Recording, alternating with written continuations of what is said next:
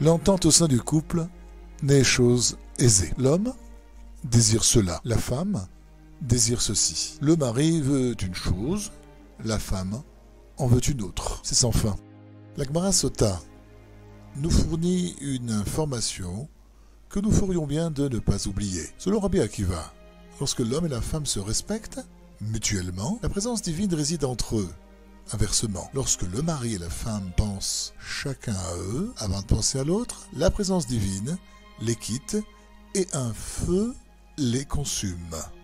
La Gemara apprend tout cela de l'orthographe hébraïque des mots Ish, Aleph, Yud, Shin, c'est-à-dire l'homme, et Isha, Aleph, Shin, He, c'est-à-dire femme.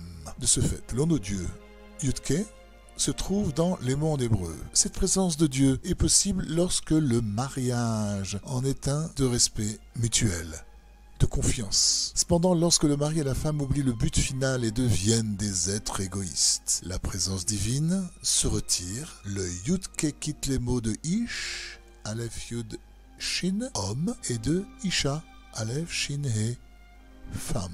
Dans ce cas, Ish devient Esh, feu, et Isha, la femme, devient Esh aussi, pareil, le feu. C'est la raison pour laquelle, selon la Gemara, un feu consume un tel couple. D'autre part, nous savons tous que le plus souvent, la femme a tendance à se mettre en colère plus vite que l'homme.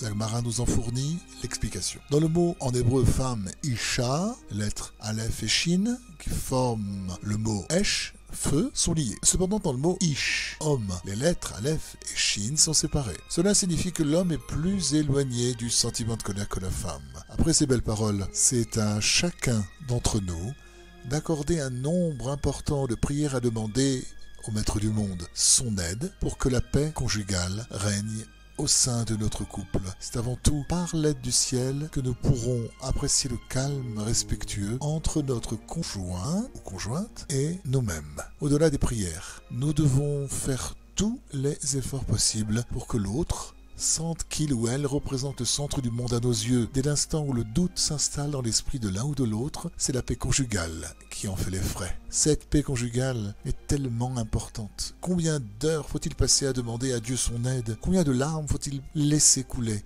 pour avouer notre impuissance à éviter les fautes, les mauvaises paroles et pensées? Notre capacité à bien agir ne peut s'effacer qu'en fonction de notre désir de vouloir nous améliorer. Faut-il encore le vouloir sincèrement?